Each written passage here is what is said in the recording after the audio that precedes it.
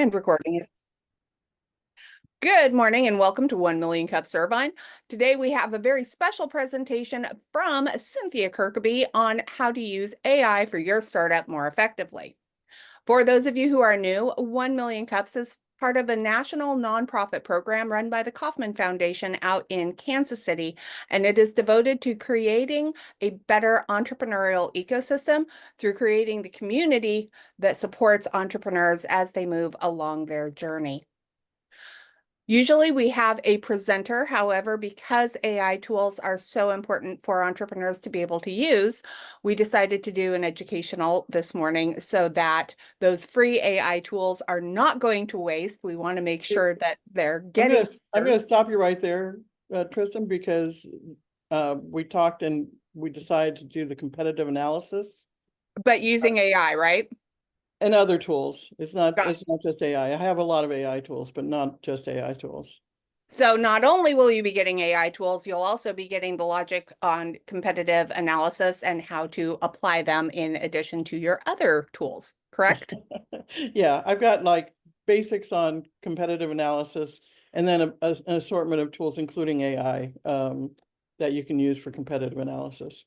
Wonderful. Okay. So without further ado, I'd like to go ahead and turn it over to Cynthia Kirkeby so that we can learn how to do a better competitive analysis and make it faster and easier using the tools available. Cynthia, thank you and welcome. Thanks. All right. So let me fire it up. Okay, so yeah, speaking of AI, the images from Ideogram, I don't have that on the deck, but I use Ideogram a lot. It does a very good job with type, unlike most of the other AI systems. So anyway, I'm going to talk about competitive analysis. I think that based on most of the decks that we see, competitive analysis and market research, which are both kind of the cornerstone of what you're trying to figure out when you're starting a business so that you can put all the rest of the things around it, are not always paid attention to as much as they should be. So this is one of the competitive analysis charts that we see a lot. I'll tell you how they work, and then I'll tell you why, if you're going to do it, don't use it by itself, because investors don't like that if you're doing investor stuff. But it's basically a quadrant.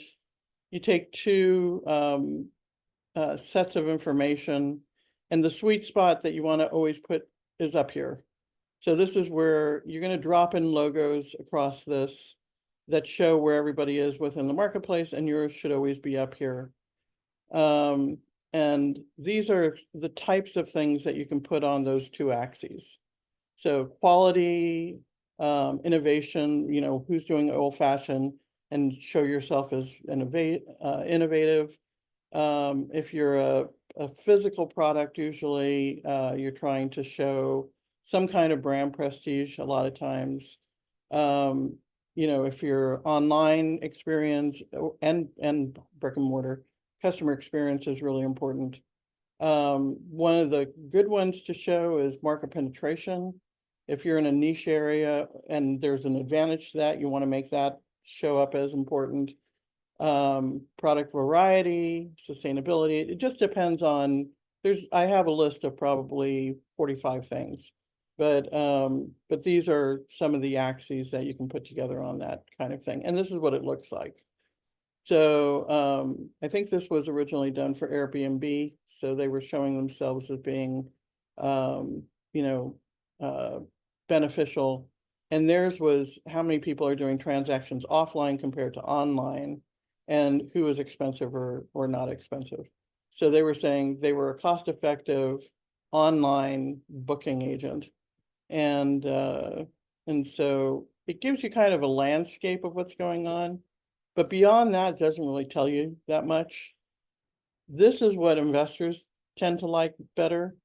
Now, this one isn't set up as well as I would like. I personally don't like the companies coming down this direction. I like them across the top with the information coming down. But it just depends on how you like to set things up. The thing that I put this in is because you see the green check marks and then they have a little dash.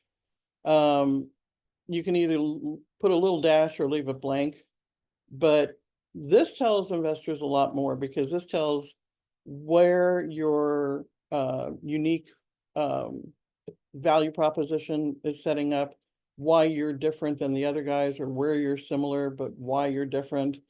And you should have all the check marks. So whether you're going down or across, and you should always be in first position, not last position. A lot of times, if they're going across the top, they'll put their company all the way on the right. You want to be all the way on the left.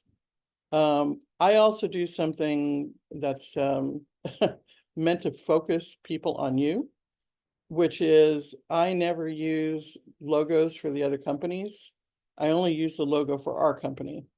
And all the other companies I put in type. And one of the reasons for that is that when I'm helping like students and other people with decks, there are times when their logo is not the strongest logo. And so if you're putting your logo up with other people's logo, their eye is going to go to whatever logo is strongest. And so, if if they're going to somebody else's logo and looking to see what's going on there, that's a problem. So this is one thing, please don't do this. It makes investors crazy. It makes me crazy when I get a deck like this. Don't put X's. A lot of times we'll see green check marks and great big red X's. If there's nothing there or there's a little dash there, we know that they don't have that feature. Don't put an X. Get rid of the X's. X the X's. But you can see the reason that investors like this kind of thing is because it actually tells you more about what's going on between you and your competitors. So if you're using the landscape one where it's the quadrant layout, right after that, put a check mark one. So the other thing these comparison charts are good for is in-house stuff. And this is not one that you would show a competitor. This is when you're doing your research. So as you're trying to figure out where everybody is and what makes you different, this is the kind of thing that you can fill out. So here's this company's, these are all their competitors, and they put in what's their best feature, who's their demographic, their pricing, whether or not they have a free plan or whether you just have to pay right off the bat. If they've got good customer support or crappy customer support, can you actually reach a live person? Why they're not good, and they put their thing about the fact that their product is cheaper. One of the rules that I learned was never compete on price, always compete on benefits. So if they're cheaper across the board, they've got to raise their price. But this is kind of, a lot of people jump right into the other ones, but this kind of research is kind of important to be able to make the other one. So, so this is a good layout. By the way, interrupt me anytime if anybody's got a question. So, this is one that is from, I think this is from HubSpot, and this is one, or Asana. You can, anyway, there's a lot of these out there where they've just got pre-made forms and you can start filling in things. So this is, if you don't want to do the chart that I just showed you, which is a little bit more like, presentation type, these kind of layouts are available online and you can just start filling them in. And so, so this one takes a look at how big the company is. And that's important because if you're comparing yourself against a Google, it's, they've got thousands and thousands of employees. So obviously you're not going to have the same kind of background and availability that they have. But it gives you something that you can play with. I'll come back to some of the, where you find the information. This is one of the places that you find information. And a lot of people don't know about this company. CB Insights is an analytics company, and they're pretty amazing. If you're affiliated with UCI, I did talk the library into doing a subscription with them. The Cove has a subscription, and the subscription gives you access to the tool that makes these things. And so you can actually pull from their database and drop them into this layout. These are super helpful, and there are a ton of them out there. They started locking down more of their information last year. They used to put these out all the time and they were open to the public. Now a lot of them are locked out. However, they have started putting together an annual book, which is what this is referring to over here. And this is the book of market maps. It had 120 market maps in it last year and this year. And that one is available to the public. You just fill out a little form. This is the URL. So later I have the link to my presentation. So if you want to pop into that, you don't have to frantically write this down right now. But the way these work is basically they pick a topic like healthcare or autonomous vehicles or whatever it happens to be. And then they break it into like segments. So we're dealing with streaming media. They have one for that. They have one for everything, I swear. And one of the other things that happens is if you Google CB Insight market maps, a lot of the customers of CB Insights make their own market maps and then put them up online. So if you Google them under Google Images, you'll see tons of them. Some that are actually put out by the company and some that are put out by their customers of the company. But it'll give you an idea of where everybody is. And what I do is I go through and take a look on a fairly regular basis whenever they put out a new one that has anything to do with what I'm doing and one of my teams is doing. And I'll just look up all these companies and take a look and see, you know, how they're affecting the people around them. So basically, you can pick your subsection within a topic and you'll see who they think are movers and shakers. These guys have a remarkable analytics team. I think it was right before the pandemic, they did a thing that I think was with Forbes magazine where they picked what they thought were going to be unicorns. And the last time I looked, like 70% of the companies that they anticipated becoming unicorn status had reached it, which is, I don't know any other company that was that accurate. And a lot of the other ones were still on the path to hitting that mark. So their analytics team is killer. But these are super, super helpful. This is basically, if you want to make your own market map and you know you don't have access, they're very expensive. They're like $7,000 a month to subscribe to their company. But if you want to make your own market map, basically this is the kind of thing that you do. You just set up some blocks and you break down whatever area that you're looking at into subgroups. And then you just start dropping logos or names of companies into the blocks. And it gives you a landscape that you can take a look at with the market map.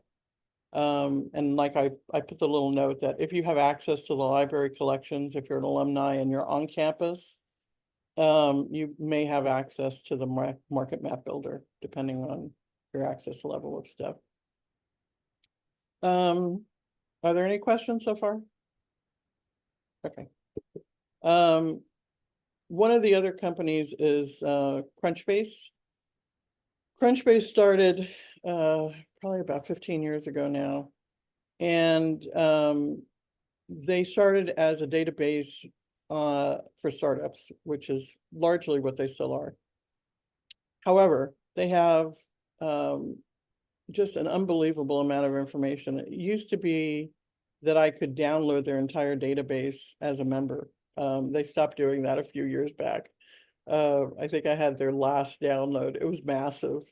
I had to put it on a separate drive. It was so big, but I could import it into Excel and then do all kinds of machinations with it. However, I am a member on Crunchbase. I don't pay for a lot of things, but I do pay for Crunchbase because one of the reasons is this list thing that you can do. So we have patents on an anti-counterfeit device, and one of the things that we can use it for is watch companies. And so I put together a list of 9 high-end luxury watch companies. It's literally a drag and drop. I can look it up and click on it. It adds it to my list. And in addition to giving me basic information on the company, I can click on any of theirs. There's a full profile on all of them.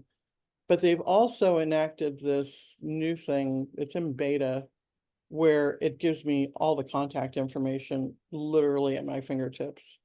So if I want to contact somebody at Rolex, here's the director of sponsorship and events. Here's the head watchmaker for the group leader. And there's more. There, it keeps going. So they've got 9 contacts available through their database. They've got their emails and phone numbers. And so if I wanted to reach out to these guys, I literally can. And if you ever try to find somebody's email that you want to reach out to and you don't know them, it can be very difficult. So this is a very handy little thing. But you can, when you take a look, like if I were looking at Louis Vuitton, Louis Vuitton has 75 what they call brand houses. And if you take a look at Louis Vuitton, they show all of their acquisitions that they've been making. So if you're putting a deck together and you're trying to do a slide, which I always put up, which is an exit slide, which shows who might acquire you. I put up their most recent acquisitions and how much they were acquired for. All that information is in Crunchbase. So you can click into Google, you can see who their most recent acquisitions and how much they paid, as long as it was somebody had it out there somewhere. Sometimes acquisitions are like hidden acquisitions, they don't tell you how much they paid. But if the information's out there, Crunchbase probably has it. So Crunchbase is really helpful. I have a number of lists that I run, and I keep track of what's going on in a particular segment. So I highly recommend it. I don't, like I said, I don't pay for many things, but that's one of them. I think I forgot. Just to to interrupt and tag on Yeah. about Crunchbase, Uh-huh. it's an amazing tool. And there's a lot of stuff, even with the free membership, you can Oh, get a lot yeah. of information about a company, funding, who's investing in that space sometimes. It's actually really, really great when you're researching your competitors to figure out kind of where they're positioning themselves. So I actually use it a lot too, Sid. And the other thing is, if you are a startup, list your company on Crunchbase, because then you start getting put on other lists. People start putting you on watch lists and stuff. And, I'll pop in on something and find out, oh, our company just got listed on somebody else's list. So there's some very interesting things that happen in that score. But one that I forgot, I think, to put into the deck is there's another one called Owler. I used to recommend them more, but they've locked out a lot of their data, but you can still see initial information. So if you look up a company like Hershey's, now you can see probably the top 4 competitors of Hershey's. So you can pop in and do a quick peek to see who might be a competitor of who. If you pay for it, there's a lot of information you can get at, but I wasn't using it enough compared to some of the other tools to pay for it, so I cut off my subscription on that one. But at the beginning, and depending on what kind of research you're doing, it might be worth, subscribing for a month or 2 just to get at some of their data, because it's quite good. Okay, so here's a first AI tool. So Zigzag, I always remember it as Go Zigzag because that's how their URL is, but the company is actually Zigzag. It creates an AI generated business canvas model and other stuff. The business canvas model is what I'm focusing on because number one, it's free. You can sign up and it'll create a lean canvas model, which is here. Whoops, let me go back. Which is down here. And the business canvas model is nice, but it's very restrictive as far as what you can see. And so up in the corner here, it says details. And if you click into that, they have it in what I like much better, which is basically a paragraph format. And so each of these things has a letter next to it. Competitors happens to be section C. And so it gives you a list of what it thinks your competitors are based on the description that you put into the system about your company. And so it'll give you direct competitors, indirect competitors, and things that people are making do with that are neither direct competitors nor indirect competitors. We call that the good enough section. What I'm doing is good enough. But it also will affect your business. If the good enough solution is really good enough, you're never going to get off the ground. So so this is, you know, you put in a little description about what you're doing and it goes and does the whole thing. Now, I will tell you that, you know, like all systems, especially AI systems, it's only as good as what you put in. If you don't describe well enough, it's not going to give you back things that are accurate. And even if you do describe it pretty well, it may come back with things that are completely off base. So don't just grab these and stick them into your deck without checking them out. It may sound right, but it may have nothing to do with your company. It may have been something that just sounded like what you're doing and really has absolutely nothing to do with it. So if you're going to put any of these into your competitive analysis, please check them out, especially the direct competitors. But this also goes to show a lot of times people will say, I don't have any competitors. It's a blue ocean company. And you will never talk to another investor if you say that. Because they know that you're full of it. Because even if you don't have an absolute direct competitor of what you're doing, there's always indirect ones, and there are definitely alternate solutions. So if you don't have a direct competitor, move to indirect competitors. If you don't think you have either, then make sure you list the alternate solutions that are out there. That is what you are replacing, because it's very important. And if I could tag in on that, just especially for anybody who's watching this on video later, one of the reasons why you really want to have competition, direct, indirect, or alternative, is because it validates that there's a problem worth solving. Exactly. If nobody is solving the problem that you're solving for, is there a market? So it is actually super important, and that is a pet peeve. Yeah, and to that point, one of the reasons there may not be a market for what you're doing is because the alternative solutions are good enough. And so people look at it and say, you know, do I want to pay for this? No, because what I'm doing is free and it's good enough. And so those alternative solutions sometimes can really do you in if you're not careful. But it does give you a good place to start and look, and let some of the lifting be done by AI. AI has a place. I use a lot of AI tools. And by the way, pretty much everything that I show you in this deck are free tools, or at least have a fairly robust free level. This is another AI tool, which is pretty wild. It's getting better. I popped onto it when it literally first hit the market. I think I was on within the first week. VentureKit creates a business plan through AI. I will warn you that the input area that you're typing stuff about your company looks very tiny. It's like this little square in the corner when you come in. However, it's got a very high character count where you can put in a lot of information. Put in as much information as you can, because it gets better, obviously, the more information you give it. But the free plan, he changed how it lays out. It originally generated like the beginning 5 pages of the plan, which had like an executive summary and stuff, SWOT analysis. Now it generates the stuff, but it cuts part of it off on each of the sections. I bought the plan for a year because he had a special that was like $36 for the year, and I can do 2 full plans a month on his system. And to give you an idea, it created a 72-page plan,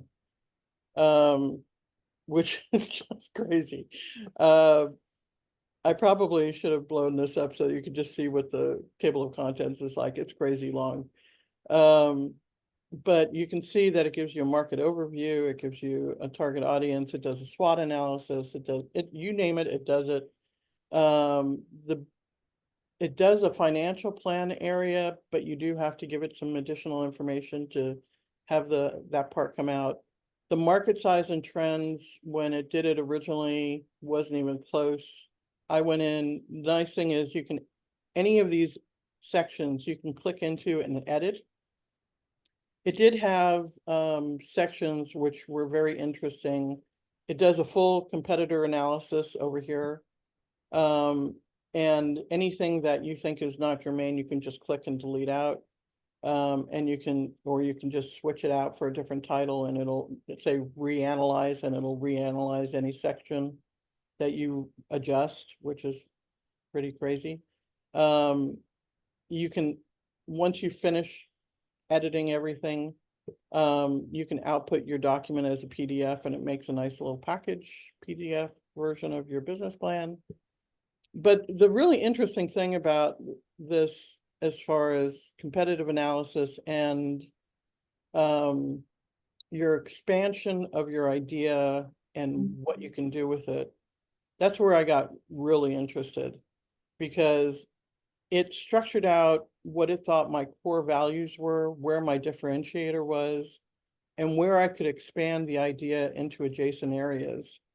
That's where it got very interesting, because when I ran it on the company that my partner and I are working on, it actually brought up all kinds of things that we had looked at and either put onto our timeline for down the line on our roadmap, or things that we had looked at and said, yeah, we could, but no, we're going to take this off the table. But it came up with them all. And then there were a couple of surprises that we hadn't thought of, and it was like, huh, hadn't thought of that one. And we did, I'm all about research, man. I do a lot of research, and for it to come up with some things that I hadn't thought of, I thought was pretty good. So this is a very interesting AI tool. I haven't found anything else like it. There are a couple other quote business plan builders out there, and they all suck. But this one is definitely worth taking a look at. Like I said, there is a free version. What you see is now a little bit different than what he originally had available, but you still get some initial information on industry overview and your target audience and all the rest of it. It also generates a 1 and 5 year plan. It has a go-to-market strategy set up on it. I mean, it really is, and for 36 bucks for the year, not per month, for the year. It was like, okay, for as far as I was concerned, that's a no-brainer. I'm sure he's going to start charging more for it, but that's what it was when I signed up a few months back. So, and I have definitely gotten my value out of this thing so far. So take a look, have some fun. Cynthia, I did peek. The current going rate on a subscription for that is $16 per month. Okay. But and I didn't dig into it.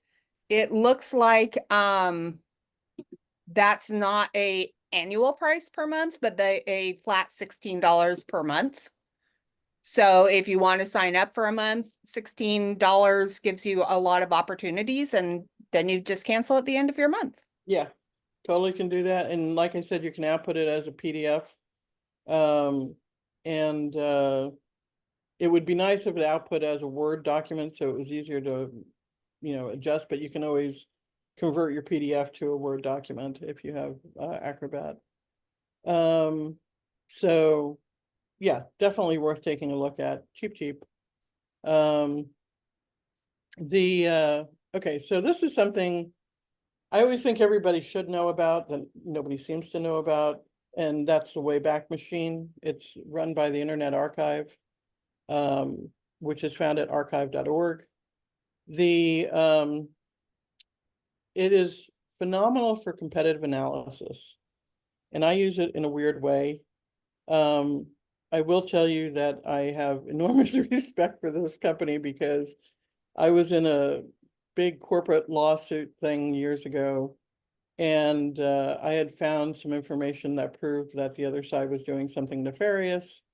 And when I gave it to the attorneys in court, the attorneys went and had the company that had the information on their website take it off their website, and then they claimed that I forged it.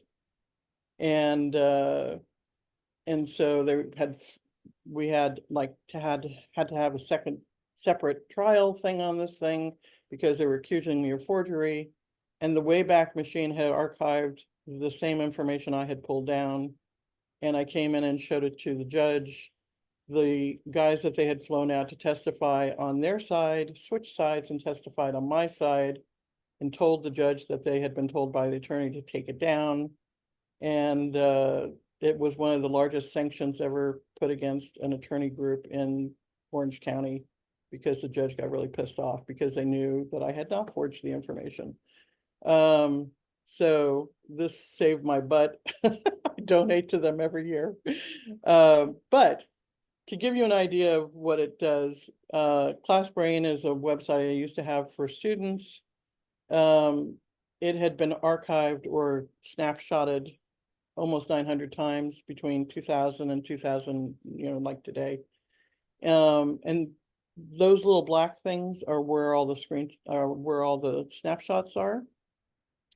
If you click into a year, this is what you see. You see a calendar, you see all these little blue things. Anytime there's a blue thing, it means they did a snapshot of the website.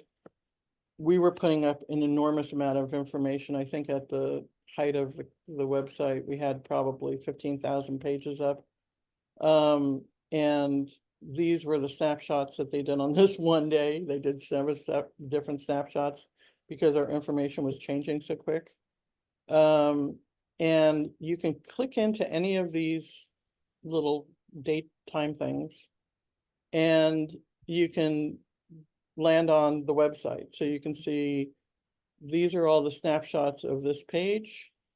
And this is how I use it, is that if I want to take a look at like a big company and see what they looked like when they started, because obviously if they're a Pinterest or an Instagram, the way they started is not the way they look today. They started much simpler, and people forget that. And they think that when they start their company, they're supposed to look like the big guys look when they're all pretty and they have huge teams. This is what our team looked like at the time. We had 5 of us putting all this information up. And so we had our little bios up. This is what my bio looked like. But if you go back to early days of a company, as long as they've archived, their company, if they have picked them up, which they bizarrely, they archive the internet every day. And they've got just enormous amount. I would say like petabytes, but that's not even close. I mean, it's like gazillions of data points on companies. But I go back and I take a look at their early days of their company and look at their team page. When they're little, most companies will put a team page up. They may even put their advisor information up. And then you can see in the early days how they're growing, because they'll add more team members, and you can say, oh, they went from the 2 founders, then they added 3 software guys, then they added a marketing guy and a product person. Oh, and now they added 3 customer service people. So if you're in that same neck of the woods, for one thing, it gives you an idea of what you're going to need to add to your team to get off the ground, which is incredibly helpful when you're first starting out, because one of the questions always is, who do we add next? I don't know. So taking a look at what the big guys did in the early days gives you a lot of that information. A lot of times they also have like their press kits up. So you'll see what kind of things that they were paying attention to.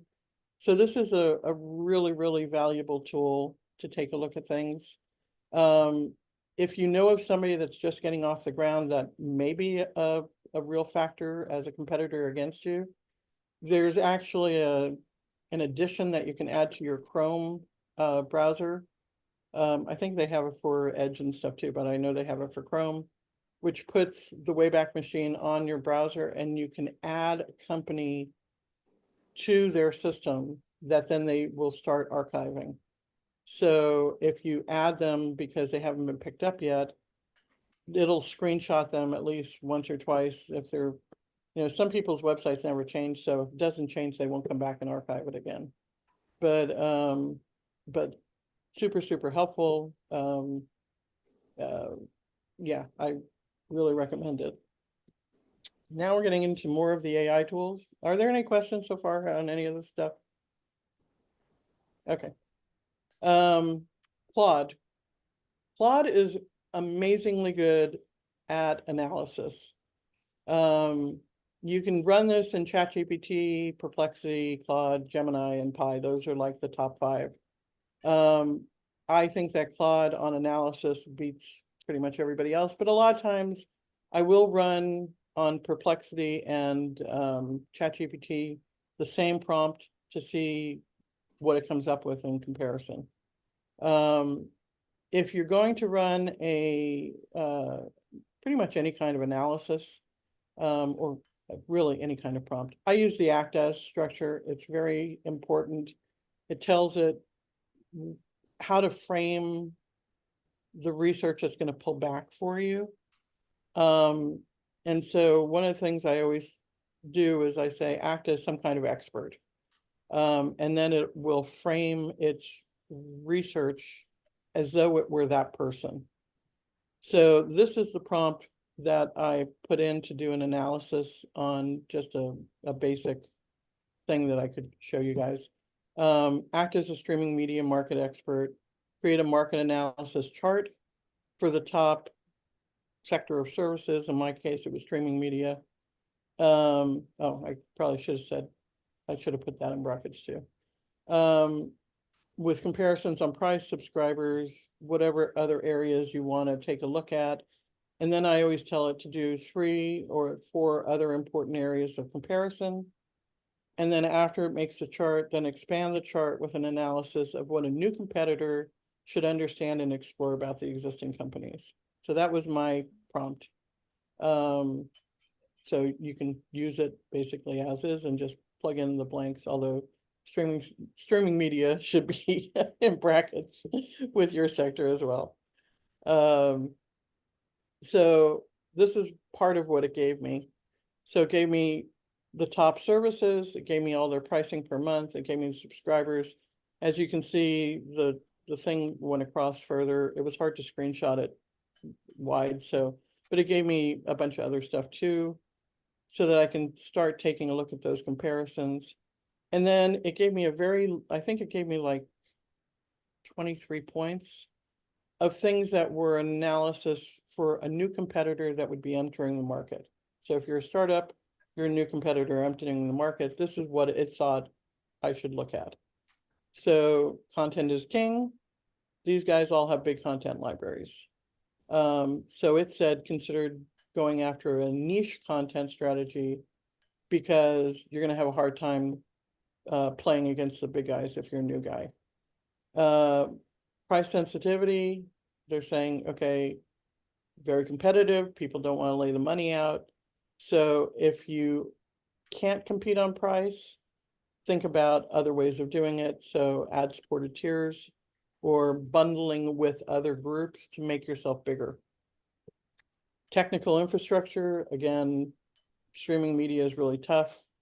It said invest in a quality of service and user experience.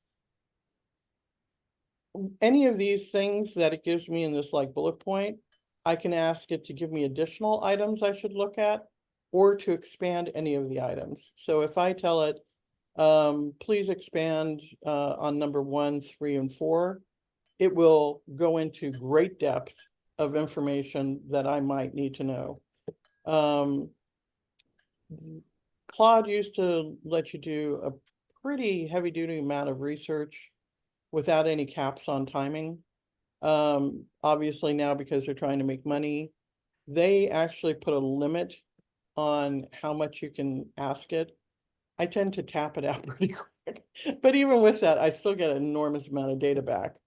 I did a thing this week on analysis of stuff related to Disney, and I probably got back, 20 pages worth of research that was very precise to what I was looking for.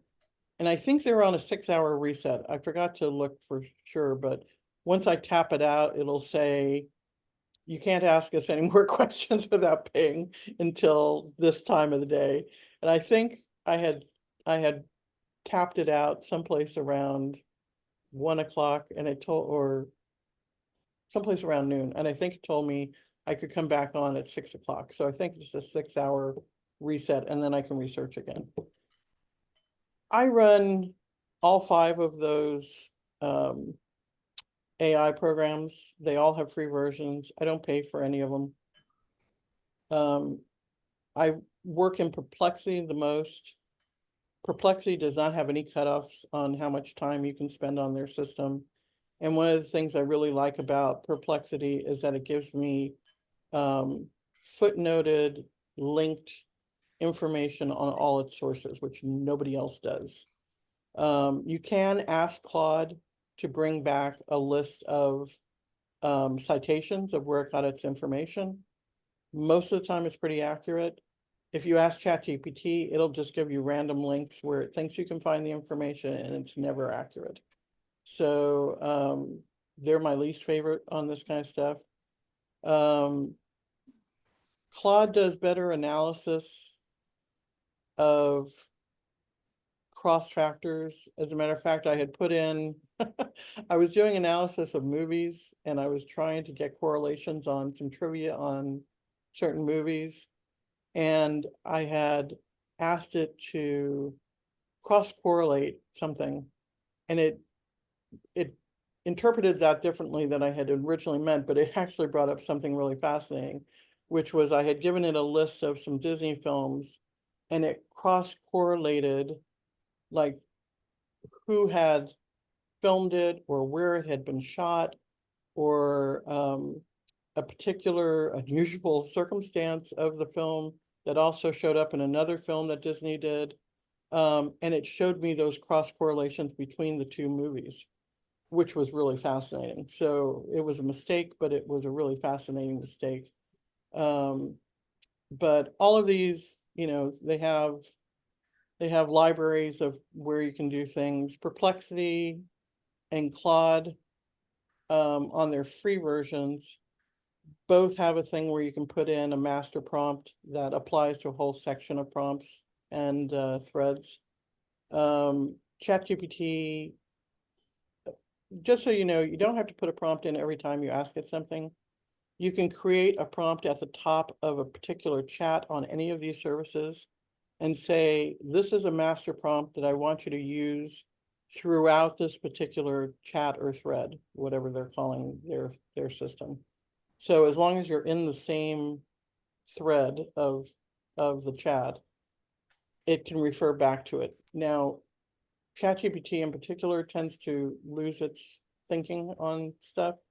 So it'll follow your thing, and then it'll just do whatever it feels like. And you have to say, you made a mistake, please refer back to the master prompt and respond accordingly. And then it'll go back to your master prompt and do what it's supposed to do. But these services are really great for this kind of thing. Now, other important sources of data, this is old school stuff, but again, you really have to know old school, not just rely on AI. If you're looking at the 800-pound gorilla in your sector, like the big guys that have gone public, check their SEC filings. They're always available up online. And because they're public companies, they're publicly traded, their SEC filings are open. So it'll tell you all of their financial stuff. It tells you what they're looking at in the future, where they think they went wrong in the past. It tells you all kinds of good stuff. And it tells you where they're planning to expand, usually. And so, and they do quarterly filings. The 10K is an annual filing. But if they're coming to expand into your area, then you're a likely acquisition target if you're doing what you're doing well. So check their SEC filings. Go to their corporate website. Now, it's not usually accessible from their regular website. So what you want to do is go on to Google or Bing or whatever you're using and look for like Rent the Runway is one that came to mind because I did that with one of the teams I was working with last year. Looked up Rent the Runway corporate website or investor portal, either way. And it will pull up a different website. There are some times where way down on the footer, they'll have a link to investor section. It's usually a separate website. So don't expect to find it on their menu somewhere it's not.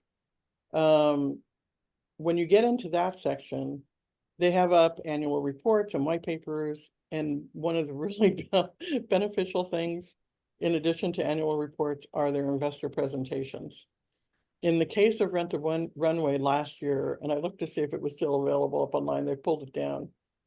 Their investor presentation was crazy because it showed exactly, it did a complete teardown where they think they had done things super well, what they had changed between the last year and the upcoming year, what they were putting into effect. Like they leaned into more plus sizes because they found that a lot of their customers were coming from the plus size market and they didn't have enough clothing to address that market. So they were expanding that. They literally had a step-by-step how things go through their system slide. So they get in a dress from a designer. It goes through a QC. It goes into a database. They put it up online. It goes through this thing, and when it goes to the customer, it goes here, comes back. It goes through a cleaning process. It went through a step-by-step of how their company worked. And I was able to show this to a team that was looking at coming in and doing something similar and say, okay, they gave you a complete roadmap to their company in their investor presentation, where they're expanding. This means they're weak in this area right now. They're trying to expand into this area. And it was crazy, the information that was available on their deck. This year, they don't go into that same detail. So I think somebody cued them that maybe they put too much information into that deck because it was really a roadmap to everything that they had done right and wrong. Crazy, but you will find things like that on these investor portal areas. So take a look at those particular things. You can also find them a lot of times on things like SlideShare. And you can also take a look at people's, what I didn't put in here, you can take a look at other people's decks. If you search for a particular company and put in pitch deck, they show up on things like SlideShare and compilations of early stage decks that investors have put together. And you can actually go in and take a look and see how they got funded when they started out. And some of their decks look pretty terrible, but had really good information. Template sources, there's a lot of templates out there for competitive analysis. Canva has a whole bunch of them. They now have some that are what they call whiteboard templates, where it's kind of set up like Figma. You've got a whole whiteboard that you can work on and you can move things around. So as you're doing research, you can put little sticky notes on stuff. And then you can put them into like a proper slide deck. Canva has all of those available. Figma has them, Smartsheets, Asana. There's a company called UExec which puts out these little groupings of slides on a topic. And there happens to be one that I had downloaded years ago for, well, a couple of years ago, on competitive analysis. It gave me like, I don't know, I think it gave me 7 versions that I could use, and then it had more that you could pay for if you wanted to. But UExec has quite a bit of free stuff. This was for Kristen. I don't know if she popped I'm on or not. so sorry, Cynthia. I'm going to interrupt for just a moment. Sure. So I wanted to, for Cynthia West, I did want to give you a shout out moment for some of the events going on over at Chapman before we get to that 9 a.m. hour. But I also wanted to let everybody who's currently on the call know, Cynthia Kirkeby and I will be reviewing this, and if we feel like it's good, we're going to be putting the video up on the 1 Million Cups YouTube channel. If you would like to be emailed that link, because I hate to spam people, please go ahead and send me a direct message if I already have your email and you're pretty sure about it. Don't worry about putting your email in, just direct message me with link, please, or something like that. If you're not sure if I have your email address or LinkedIn profile, please go ahead and message me with your preferred way of being communicated. And Cynthia West, would you have a moment to do a shout out for some of the upcoming Chapman events? Sure. Yes. Thank you. We are hosting the Future of Entertainment on October 10th at the Leatherby Center. That'll be at 4:30 p.m. We're going to be taking a look at traditional storytelling versus AI storytelling. And we have a really amazing panel, including the founder of Curious Refuge, which is an AI storytelling platform. So that should be exciting. And then we're launching our female founders group on October 24th with a reception at 6 p.m. at the Digital Media Arts Center, and then a showing of Show Her the Money, which is this amazing movie about the need for allyship for female founders who only get less than 3% of all the venture capital out there. But we've got that as our formal launch, but we also have a female founders group, and it's open to really any women entrepreneurs at the Chapman Leatherby Center. Those are awesome. Thank you very much, Cynthia West. I've already RSVP'd for Show Her the Money and the Future of Storytelling. I'm sure that those will be great, and I look forward to seeing many of you at those.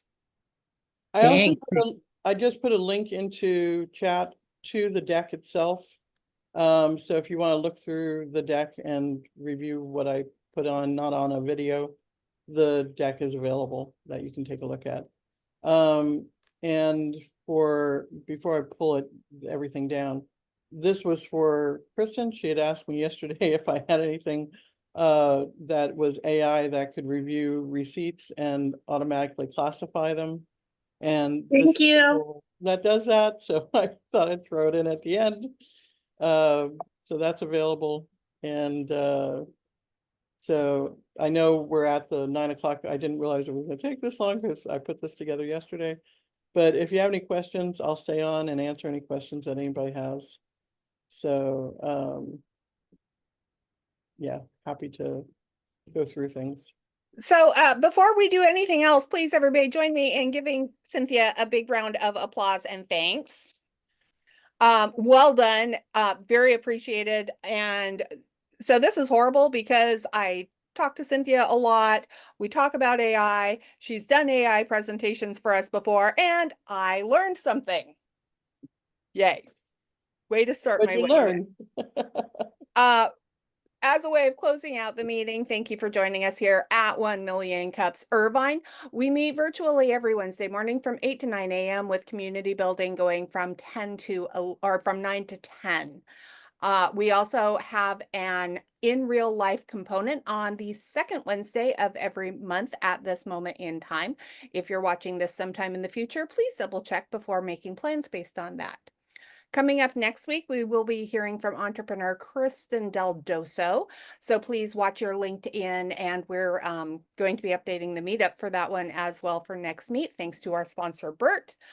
With that, thank you so much. Have a wonderful, wonderful Wednesday. We will be continuing the recording so that we can capture any question and answers. But for those of you who had a 9 o'clock meeting, I'm so sorry. You're 1 minute late. Bye. Okay, Cynthia, I'm turning it back over to you for Q&A. First, I'd like to say hello to Kareem. I think you're new, so nice to see you. And Awesome. Yeah, thank you. Nice to see you I too. hope this was helpful. It was very, very helpful. I Good. really enjoyed the whole presentation about the competitive analysis. And yeah, the use of AI. I've been working on something similar, but I'm going deeper into the financial analysis using AI. Mhm. So if this is something that you have any information about, that would be great. Yeah, financial analysis, I do a lot of that again in Claude.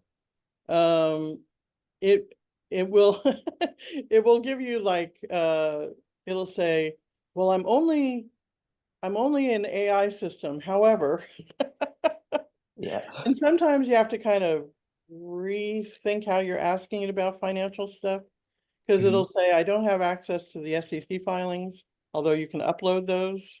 And then it does have access to it.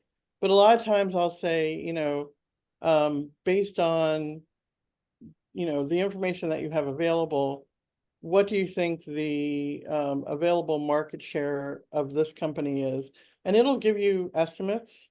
And I did actually a breakdown of the luxury goods market for what we're doing on the authentication stuff. That was really granular, and it actually broke down companies into, because I was dealing with the luxury market, broke it down to luxury, high luxury, and then ultra luxury, and classified companies into those categories, gave me an estimated number of products it thought went through their pipeline and what kind of price range those products were at. So it did a very accurate job. And based on other things that I had found, I could kind of benchmark a lot of it and say, this is close enough within the realm of possibility that I can actually use it. So, so Claude, as far as analysis, I give them an A++. Way better than the others on real analysis of information. So, highly recommend it. If I could interrupt briefly, well, I just did interrupt briefly. I've got to cook a small one this week, but next week is a couple hundred as a commencement or a sergeant major that's moving to another unit. So it's going to be a modest size. These are the people that control air traffic in a combat circumstance without radar. So it's pretty fascinating to talk to them. So that's going to be next Friday, Thursday, doing some prep over here on the Bay. So if anybody's interested to participate, Ken is a superstar, by the way,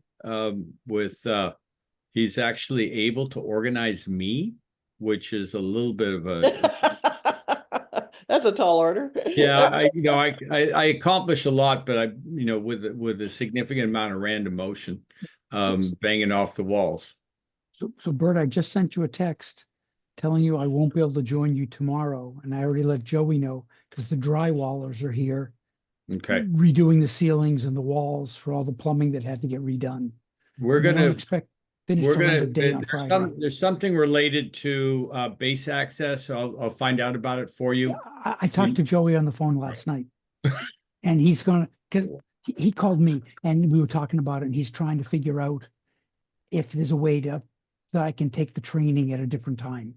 So There will be. I'll make sure we figure that out. Because I don't want to lose the access, and he doesn't want me to lose it. Yeah. So do you already have a DBITS card? Do you have that sheet? No, I used to have years and years ago. But okay, that's fine. Yeah. Okay. Yeah. The process is very convoluted now. Yep. And even to the point where they took away my rights to ride my bike through there because I volunteer and no, feed. it's because you go like this. I guess. Anyway, I got to go buy some meat. Bye-bye, everybody. Bye. So are there any other questions I can help people with, or other tools that you might need?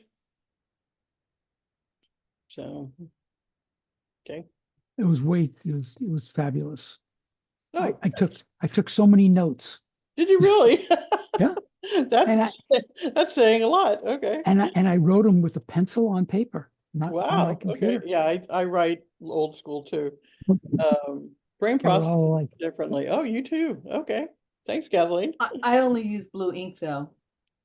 yeah, Well, you know, it's really interesting that you say that because when you take a look at, you know, I used to, it tells you something.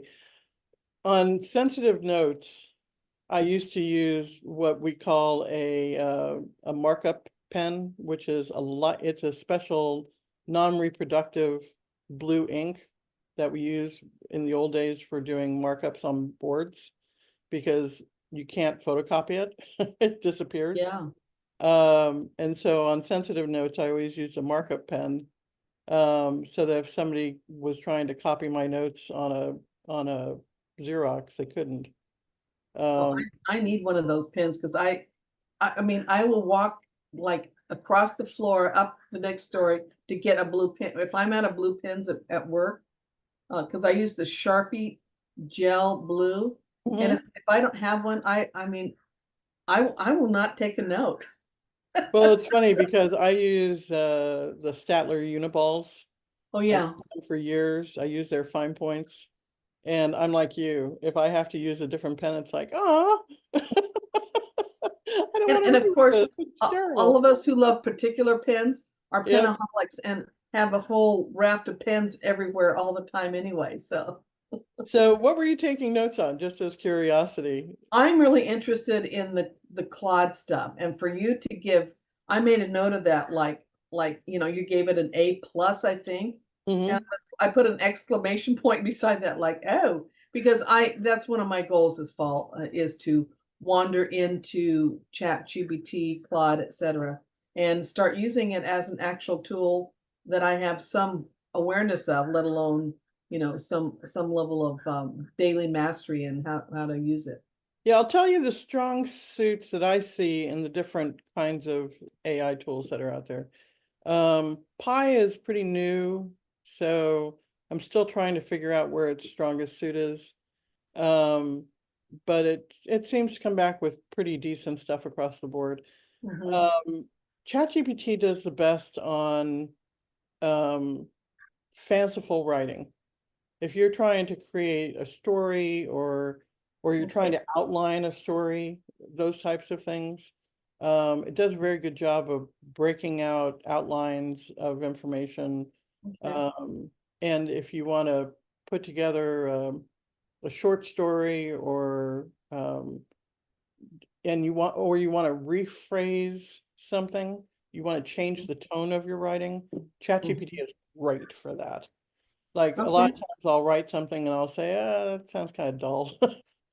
And I'll stick it into ChatGPT and I'll say, you know, one of mine sometimes on some of the stuff I write is give it a lightly smartass tone and it'll kind of contemporize what I wrote and liven it up a little bit.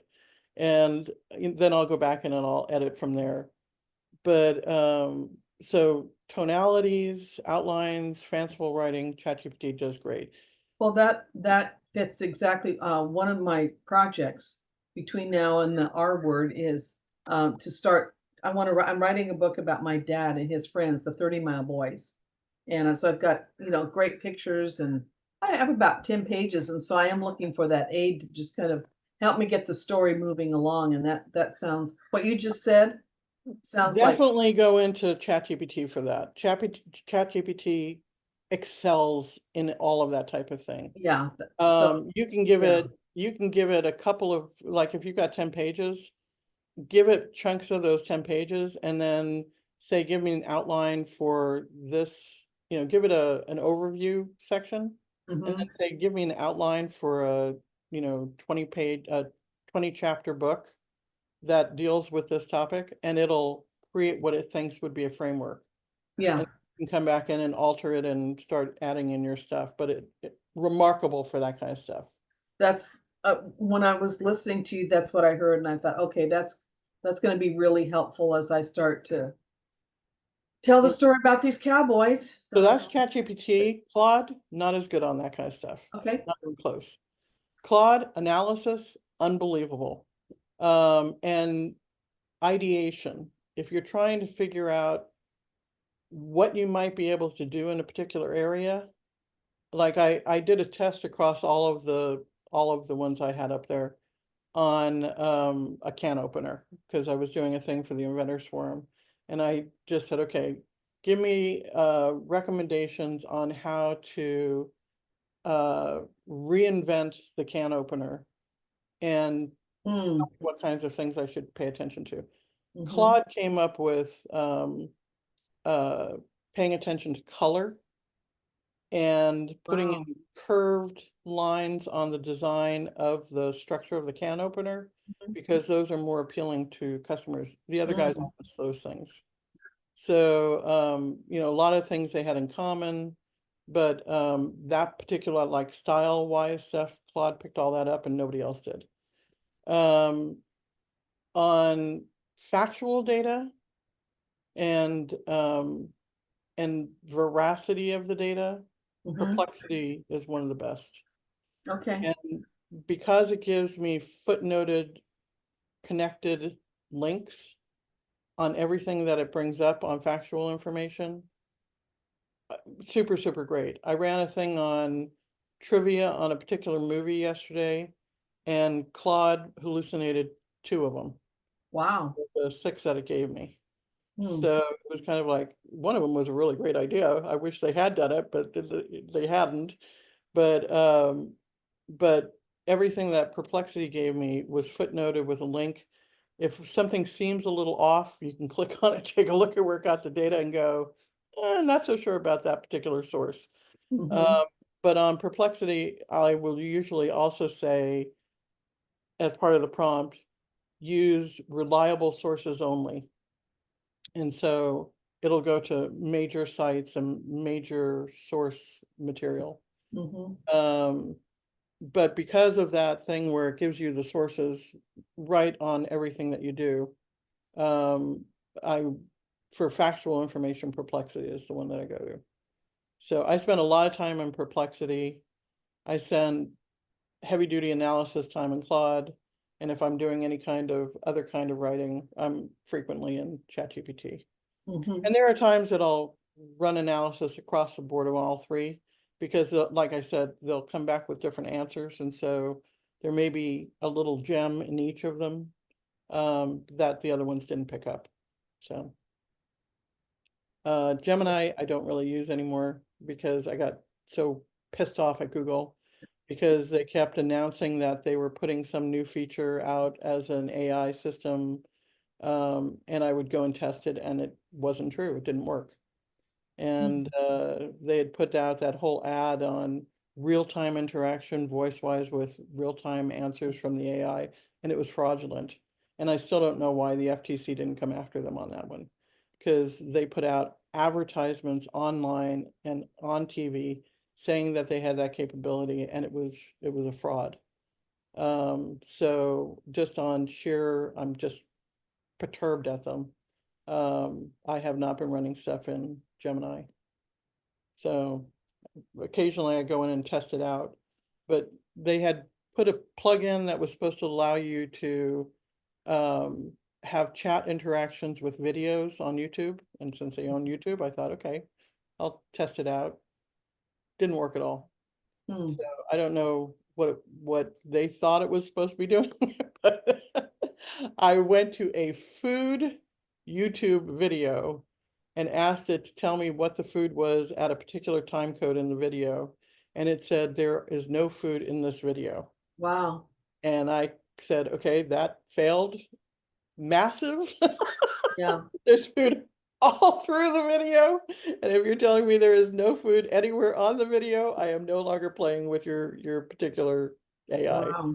So Cynthia, you just gave me an idea for a new platform. which It is would curate, yes, call it YouFood you and food. curate, pull it from TikTok, YouTube, websites, all, and call it YouFood. Yeah, that would be really fun. I think it would be very, very popular because on that you could have specifics like Trader Joe's on TikTok is crazy off the hook insane. Is it really? Wow. I haven't looked. Yeah, freaking Trader I don't spend Joe's. much time on TikTok. I probably should look at it more. I don't either. I actually run across it on other stuff. So, before we get too deep down food rabbit hole, thank you Mhm. for being here. I'm going to go ahead and stop the recording right now. If you have any questions, please go ahead on LinkedIn. It was in the deck. You can reach Cynthia or you can reach me. I'm Tristan, and have a wonderful day. Bye. Stopping Bye-bye, recording. everybody. Rick, you had a question? You're on.